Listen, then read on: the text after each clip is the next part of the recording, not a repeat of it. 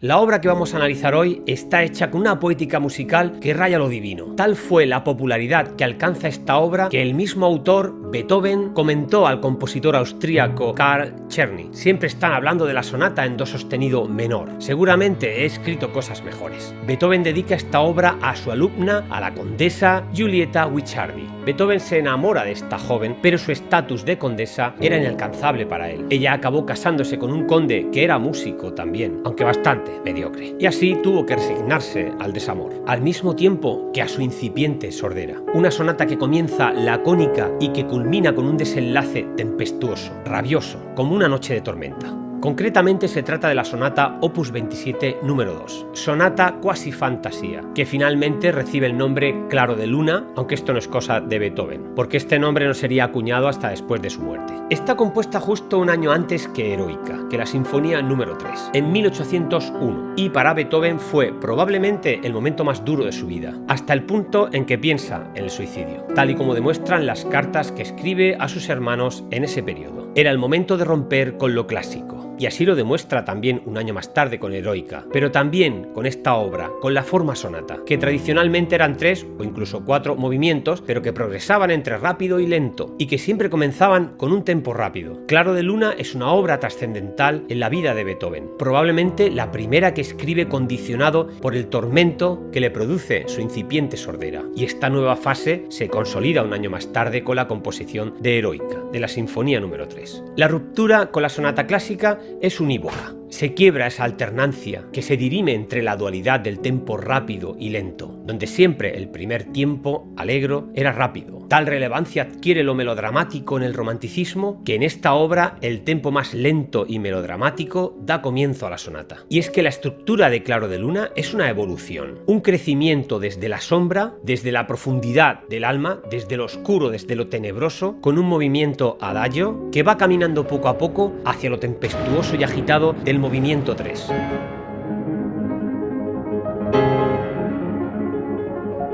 Pasando por un movimiento de transición, de descanso, que lo hace en el tono homónimo mayor, en do sostenido mayor, aunque aparece escrito en su enarmonía, en re bemol mayor, para facilitar la lectura del intérprete. Este segundo tempo es menos trascendental que el primero y el tercero, que hace evolucionar a la música desde la oscura y misteriosa calma hacia la tormenta, hacia la tempestad.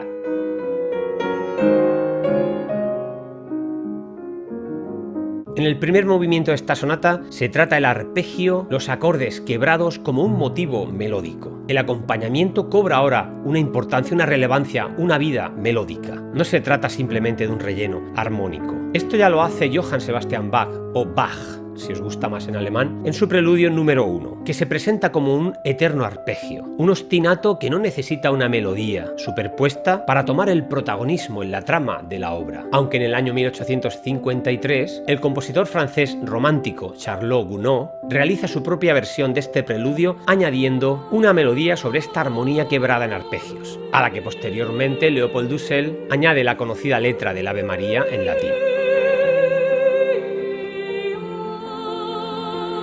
Pero Beethoven en este adagio ya deja escrita esa melodía sobre esos arpegios tan importantes. Se trata de una sencilla línea que convive perfectamente con este motivo tan importante que son los arpegios que figuran la oscuridad, la melancolía. Beethoven lo hace en el tono de do sostenido menor y en un tempo lento. Hace uso de la retórica musical o música figurativa, algo que se empleaba ya habitualmente en el siglo XVIII. Las figuras retóricas musicales son recursos que los compositores emplean para significar emociones, escenarios. Son como el lienzo en blanco, el tapiz que recrea un clima con una emoción muy concreta, a partir de la cual ya el compositor puede pintar una melodía, pero que el sentimiento que envuelve a esa escena ya está trazado. Beethoven en esta sonata hace uso de dos recursos del figuralismo o la retórica musical, que ambos van asociados. Hablamos de la ombra, que aparece en el primer movimiento con esos arpegios, y la tempesta, que aparece en el tercer movimiento, donde se traza una macroestructura que camina desde la sombra hacia la luz. Ombra alude a lo tenebroso, a lo oscuro, a la muerte o a los fantasmas y espíritus, algo que avanza hacia la tempesta, un recurso este último que suele aludir a una noche de tormenta. emulando a la lluvia y a los relámpagos en un plano sonoro más elevado. Y un ejemplo de esto lo tienes en el cuarto movimiento de la Sinfonía número 6 de Beethoven, la conocida Pastoral. Observa cómo se imita a la lluvia y a los timbales, que son los relámpagos. Realmente parece una noche de tormenta.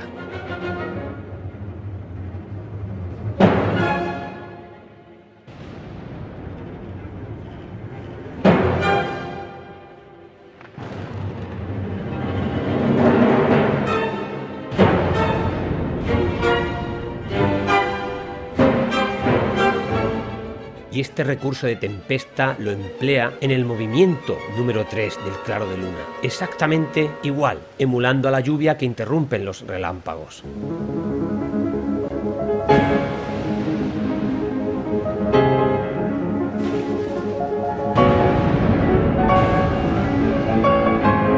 Es cierto que este recurso se usaba más bien en óperas, cuando aparecían muertos o seres del más allá, como es el caso de Don Giovanni, donde se aprecia ese arpegio en ostinato como un fondo, como un tapiz, como un continuo que aparece de la misma manera en el primer movimiento del Claro de Luna.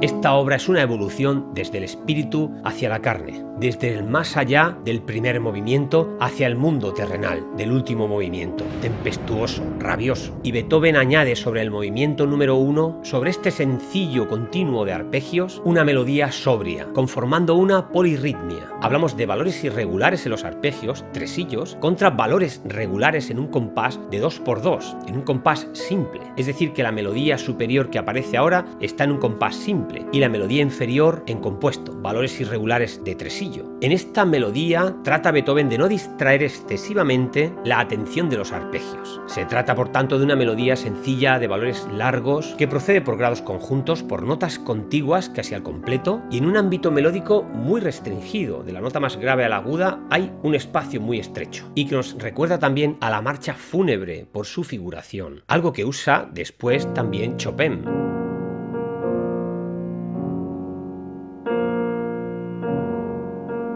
Se trata de un lamento. Es una melodía sencilla y clara, fácil de seguir. Este primer movimiento no tiene una armonía excesivamente compleja. Aparecen algunas tensiones secundarias, una sexta napolitana. Cabe destacar esa modulación a un tono mayor. Primeramente pasa a do mayor y también al relativo mayor después, a mi mayor. Algo de esperanza para terminar este primer movimiento. En el segundo movimiento acelera moderadamente el tempo y con una forma de 3 partes tripartita. Se trata de una forma scherzo. Es un movimiento de tregua, de respiro de la tensión asfixiante del primer movimiento. Se encuentra en la tonalidad de re bemol mayor y nos sirve de sosiego entre estos dos movimientos tan intensos, el primero y el tercero. El propio Franz Liszt, pianista virtuoso del romanticismo, define este movimiento segundo como una flor entre dos abismos. Sirve para articular los dos grandes protagonistas de la sonata, que significan, por un lado, la ombra como recurso de retórica musical y por otro, la tempesta, que hace culminar la obra con agitación, volviendo de nuevo a la oscuridad, al tono menor, a do sostenido menor, tono principal de la obra, emulando una noche de tormenta con esos recursos figuralistas que Beethoven extrae de la retórica musical. Y es que el estado emocional en que se encuentra Beethoven precisamente cuando compone esta obra se encuentra entre las sombras y la tempestad, entre la oscuridad y la rabia, por tener que resignarse a su incipiente sordera. Se encontraba desesperado. Y esto queda, como ya hemos dicho, en la carta que escribe a sus hermanos en 1802, un año más tarde, concretamente el 7 de octubre, lo que se conoce como el testamento de Heilstatt. No se resignaba a perder esa facultad que le arrebataría lo que más amaba en la vida, la música. Quedarse sordo era algo que no podía asumir. Y esto es lo que refleja esta sonata, que se encontraba en la oscuridad, en medio de una tormenta, batiéndose en duelo con la vida, con la idea de la muerte como descanso también a tanto sufrimiento. Y este duelo lo supera sin que nadie se percatara de estos pensamientos oscuros, ya que las cartas finalmente nunca fueron enviadas a sus hermanos, las descubrieron después de su muerte en un cajón. junto a otro escrito que llevaba por título A mi amada inmortal, donde probablemente se documentan los sentimientos que tenía hacia una mujer que probablemente se trataba de Giulietta, aunque los historiadores no lo pueden afirmar con certeza. Rumen Roland, famoso escritor y biógrafo que profundizó en la vida de Beethoven, afirma que en la sonata lo que se expresa no es su amor por Giulietta, aunque coincidiera con el despecho que sufre también de parte de la condesa, sino que son sentimientos trágicos de rabia y desesperación los que se reflejan en esta obra, no de desamor. Esta obra no es un canto al despecho o al desamor, sino de desesperación, de frustración por la idea de quedarse completamente sordo. Dios me infesta la mente de música. ¿Y qué hace después? Me condena a la sordera. Me niega el placer que concede a los demás de oír mi música.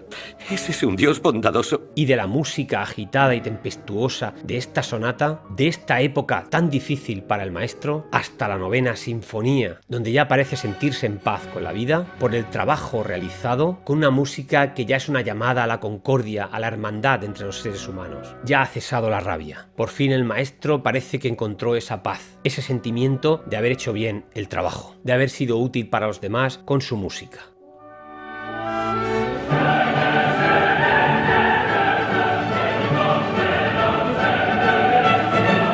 Y nada más, espero que te haya gustado este acercamiento a esta sonata tan importante en la historia de la música, que resiste impoluta al paso del tiempo